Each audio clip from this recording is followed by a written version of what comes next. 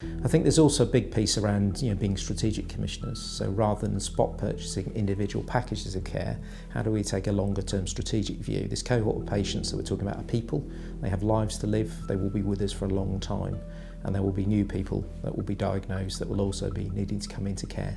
So rather than just managing them on an individual as and when basis, how do we take a population focus? How do we actually do that long term strategic planning? How do we work with our co-commissioners in the local authorities? How do we work with the care home sector to make sure not just today or tomorrow, but in the next 2, 3, 4, 5, 10, 15 years, we've got appropriate capacity in place to meet that very challenged cohort of people's needs. One thing we'll need to think about going forward is the funding. So whilst we have undoubtedly improved the quality of lives for these people, it has cost us a lot more money to do so. Across the CCGs and the County Council, we're now spending an extra 16 million on the care of people with learning disabilities and autism than we were before the start of the programme. That's money well spent if it's improving the quality of their lives, but it isn't money we get from central government, and we only have a limited amount of funding to look after everyone in our population.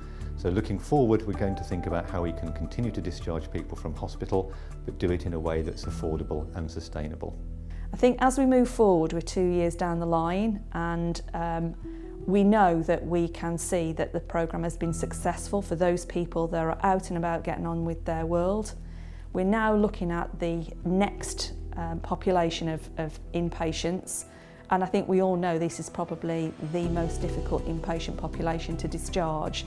Nevertheless, I think we still remain committed as a team and as organisations to support those people into the right solution that's safe for them and safe for everybody else. We accepted patient on Monday, today is Friday, and I'm thinking about this patient moving out, and we are going to move him back to the community, hopefully within weeks, not within years, as a couple of years ago.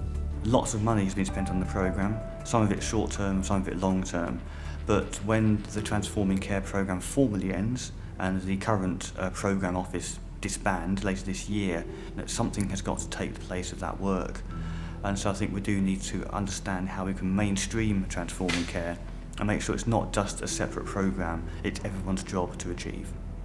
Although I understand that formally the programme's coming to an end, I think all of us have a responsibility to ensure that the TCP agenda and the good things that have come from TCP are firmly embedded in practice going forward and are built on. So this is the start of a journey, and this is the start of a meaningful journey because it's the first time that it's had some teeth.